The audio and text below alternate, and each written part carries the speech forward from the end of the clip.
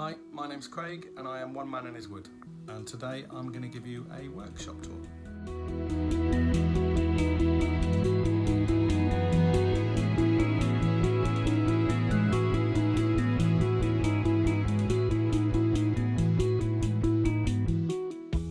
So my workshop is about 5.8 metres long by 4.2 metres wide, which is about 19 foot by 14 foot.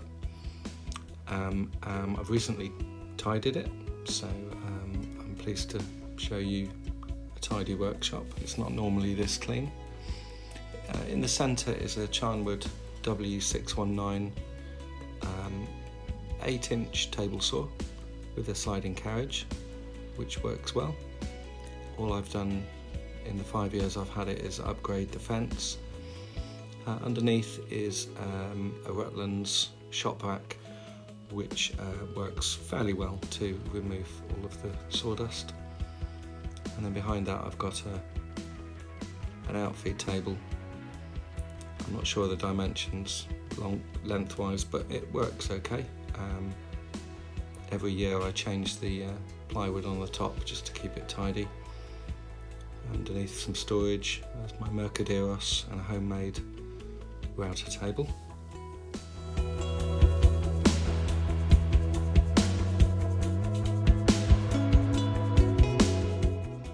The plastic pipe then going up to the ceiling keeps all of the cables out of harm's way, and there's a record power air cleaner or air filter above the table saw. Moving over to the corner as you go into the workshop are all my clamps. I could do with some more, we all say that, but there's enough there, and I've got some more in a box underneath one of the benches, should I need them.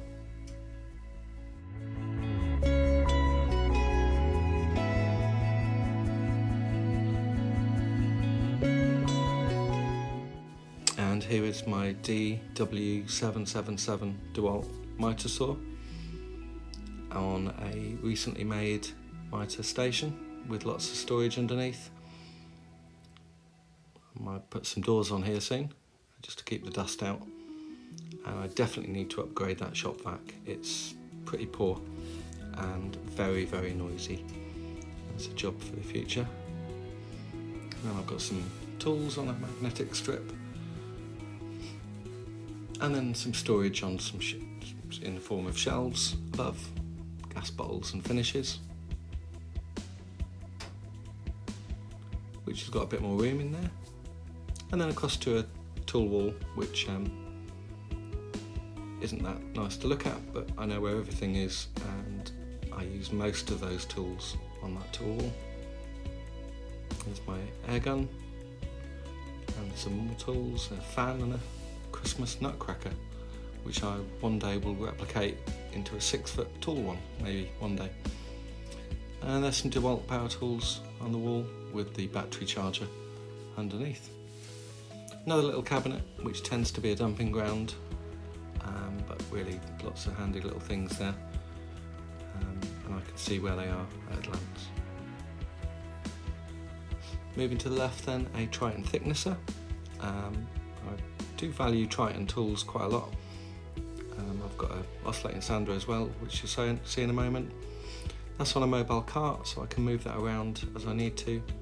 And then I've got a Cyclone dust extractor underneath, and an air compressor with the cable there.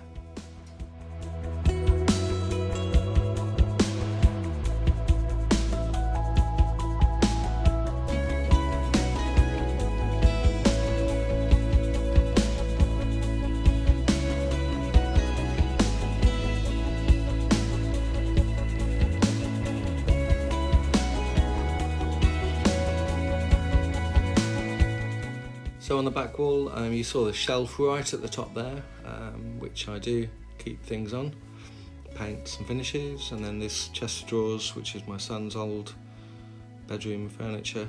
It's just got screws and nails, sandpaper, and I like it. I like to have drawers somewhere in the workshop where you can put things, especially when they're labelled, because I've got bad memory now, I'm getting old.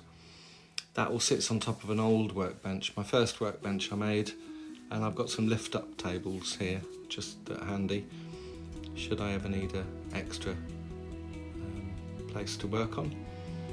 More storage underneath, and this is the stuff I don't really use too much. And then over to the left of that, we've got a big blue mobile sort of trolley with the oscillating sander and drill press on. And then above that, drill attachments and drill bits. And some drilling drivers just hooked up there, easy to get to. And then more storage for Forstner bits and extra screws and extra power tools. And there's my Merkur Abranet sanding discs that I keep in the yellow box there.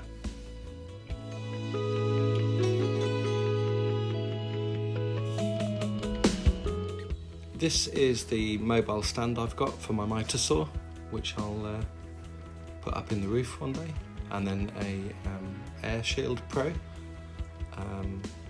protector and respirator for when I'm turning, and then some turning attachments as we move over towards the lathe. Just before we do, here is the dust extractor that I've got at record power, and I use that for the lathe and the thicknesser, and that works okay. And then here we go to the tools, which are mainly carbide. I've got a box hidden somewhere, but these are the ones I use mostly. And all the finishes for the lathe, extra sandpaper, polishes, spirit sanding sealer, etc. And then an extra light there down to the Axminster Trade lathe that I've got,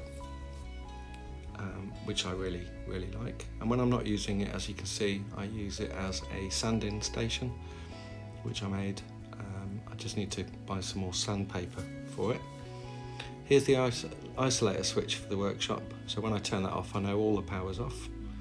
And then there's some spare blades, steel and bandsaw blades for my Axminster Trade bandsaw, which I use, one of the tools I use most in the workshop. I like it a lot. And then underneath is a pyrography pen, or wood burning pen. And the black flue there, well, that comes from my front room through the garage or workshop and up through the roof.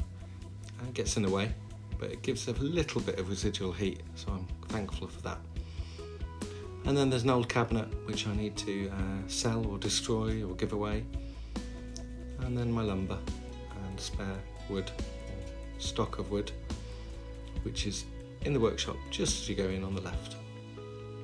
And here's some before photos and pictures showing what it was like before and the areas that I've tidied up and hopefully solved some of the problems I had. One of them was the miter station, so I don't have that mobile stand in the way anymore, with good storage underneath. And the other problem I had was by the lathe, where I put 2 sheets of OSB up so that I could put a lot of shelving and the light on the back behind the lathe. And here's the outfeed table where I've put a new sheet of ply on.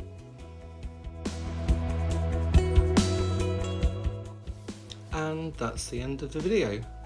Just like to take this opportunity to thank you for watching, and please subscribe to my channel, and hopefully you'll see an improvement in my editing skills and you'll enjoy the content of my future videos.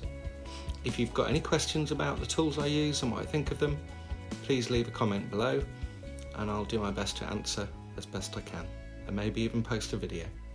Thank you, bye.